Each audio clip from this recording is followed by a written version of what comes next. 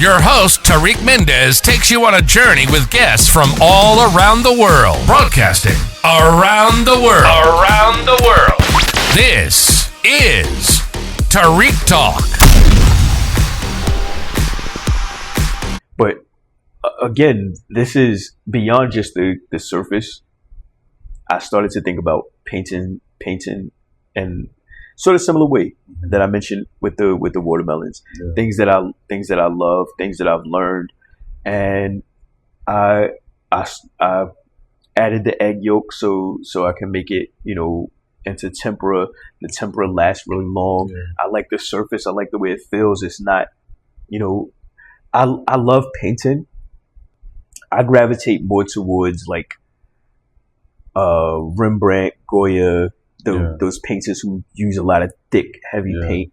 I like the way it feels. I like the way it looks. I like the way the paint is used in a sort of model-like way. Mm-hmm. It's not just like flat, a flat surface. Yeah. There's sometimes where thicker paint may cast a shadow, a very smaller shadow, or it may catch the light in a different way. So I'm really thinking about those sort of aspects of painting. The pose is, so for one, I'm focusing on ideas of isolation, loneliness, alienation, and sort of being alone, and I felt like that would be, I'm thinking of what ways can I find things that most people can identify with, and how can I transcend in that way? So I figured, I've already been in isolation and prison. I've already been alone. But I think that's something that most people experience at least at one point in their life. Yeah. Most people feel like, I'm alone, I'm by myself. And it's not a great experience all the time, but it's also an experience that, like I said, people can relate to. And not in a sense of like solitude, where you kind of want to be alone and you're enjoying it, but just feeling lonely or feeling alienated, feeling like you against the world type of vibe. Or you're rejected, or that sort of thing. So along with that, I'm thinking about how can I depict these things, and I came across, not that I came across, but I started to think about what paintings I might have, might illustrate that, and what artists, and I love Edward Hopper. Oh my God, me too. So I started to think about Edward Hopper, and I started to think about, well, what does he do, and why does his painting seem so lonely sometimes? And it's usually because he either has one or two people in the painting, and then when he does have more than one person, they're really not paying attention to each other. They're kind of like, there's a guy reading the newspaper, and then the woman's over here, and their eyes aren't meeting. They're like really separate from each other. Or like I said, it's generally one person. So I decided I wanted to use these surfaces to show just one person, alone by themselves. And this is also a self-portrait. And I didn't want to exactly use Edward Hopper. I wanted to have some of that feeling, ingrained in there. But then I came across like Edouard Manet's The Luncheon on the Grass. Okay.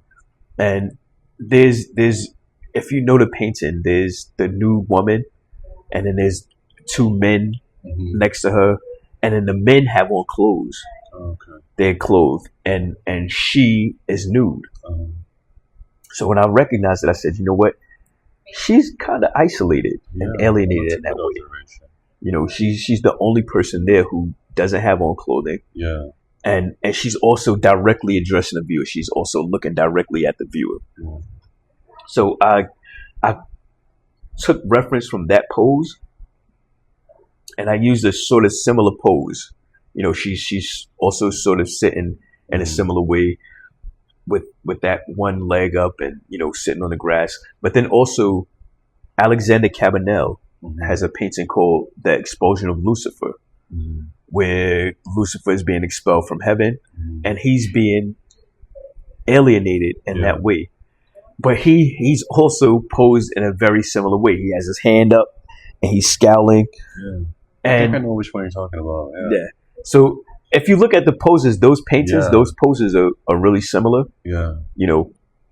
So I took and I said, let me try to combine those poses into a way. That's genius. And have them where, for people who are familiar with the art, they can look at it and say, oh, I know, where he referenced that from. Yeah.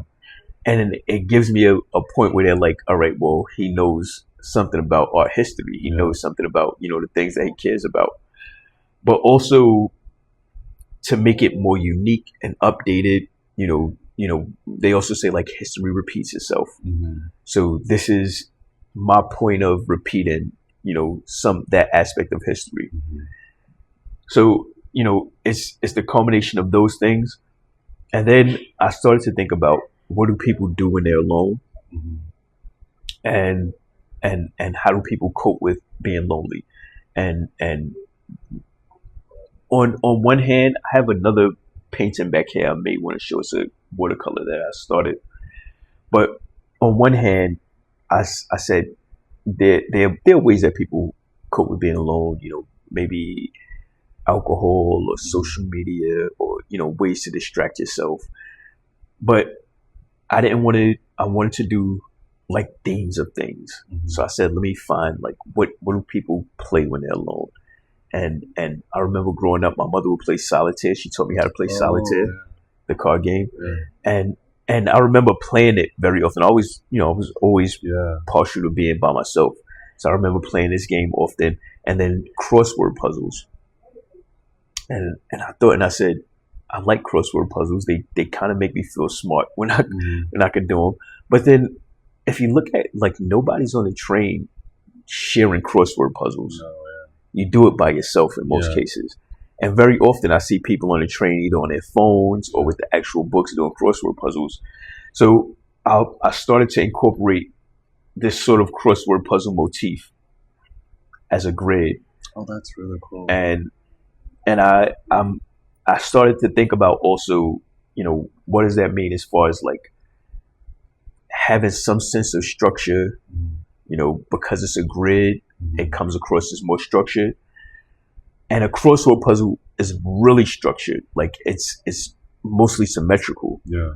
But I wanted to like have a sense of a feeling of being chaotic, like emotionally, emotional chaos and turmoil.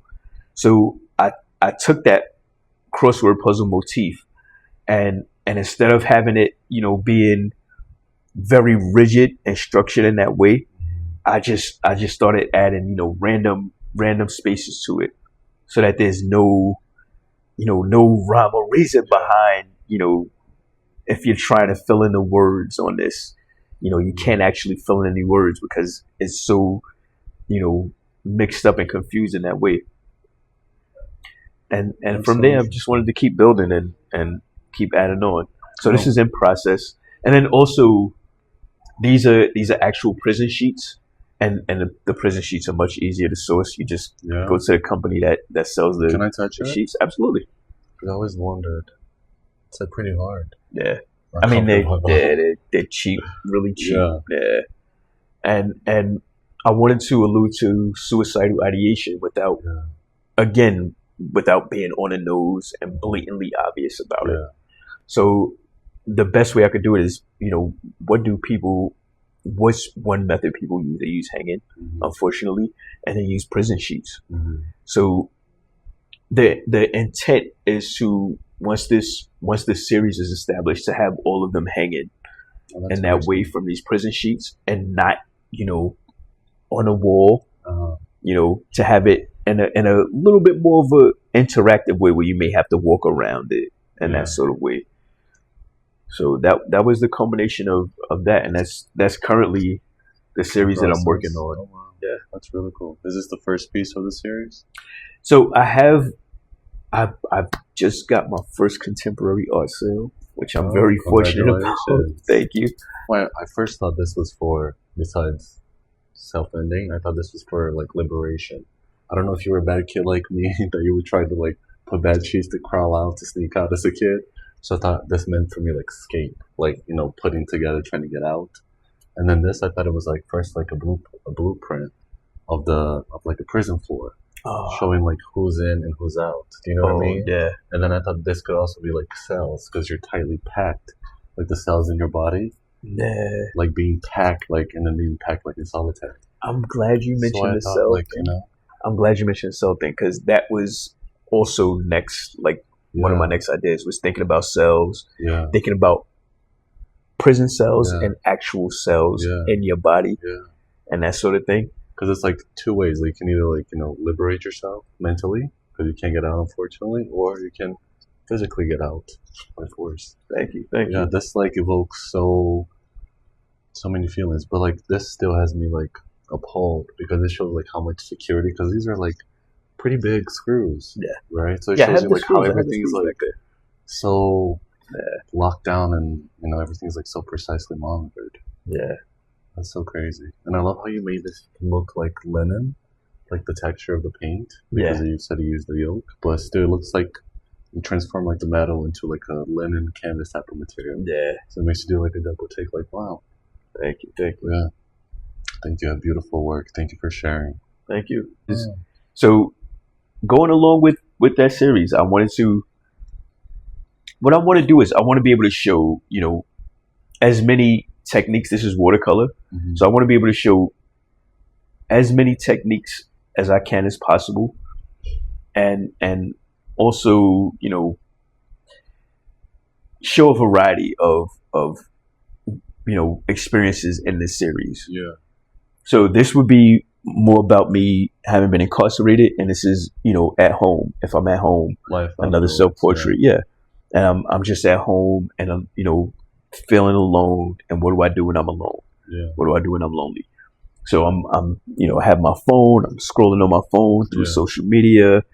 I don't particularly drink, you know, but I have drunk, and I'm not against it. You know, if we're at like an event, a gala, something like that, I'll have a drink. Yeah. But I'm not, you know, a huge fan of alcohol.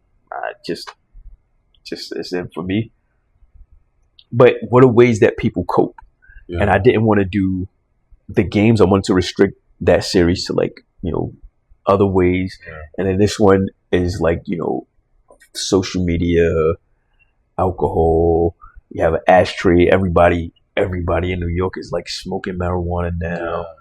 So I wanted to depict those sorts of things. And then also a more intimate, you know, whereas this one is like kind of addressing a viewer and like, you know, kind of shelling up and, you know, more reserved, where this one is as if like you're a fly on the wall, a camera is there somewhere, and more like relaxed, in the zone by yourself. Yeah. Because I feel like whatever you go through emotionally, I feel like us humans, we all do that pose. Do you know what I mean? Like, either you're like on the table. I don't like to cry in public, so if I do cry in public, I'm always like private. You know what I mean? Yeah. Or like if something bad happens, like you lean against the wall. You know, I feel like as humans we tend to do. It's a like self-nurture, self-soothing pose. Yeah. And you captivated that so well. Yeah. And I mean, I think the painting I have at the series I have at the Center for Art and Advocacy, I'm literally hugging myself. Yeah. So and it's also I wish I could be able to show it. You know, maybe you'll see it if you come stop by, or if the collector shows it somewhere else. Yeah. But it's also and I can talk about that as well. It's a self-soothing pose. When I was in there, a bat flew inside of my cell, and the bat died. Bat? Yeah, a real bat. Oh my God. Yeah, and it flew into my cell and died. But the bat is also, you know, when they hang, they hang like that. So it was like, you know, like, wow, this is perfect. Yeah. You know. Wow. So yeah, I just want to continue for now this series of isolation, loneliness, how do people cope, addiction, you know, all of those sorts of things. And then from there, I'm already, you know, thinking about what my next series is. I just got to get this done. Yeah. I just got to get this done. Thank you for listening to Tariq Talk. Follow Tariq Talk on all social media channels and check out the video interviews online.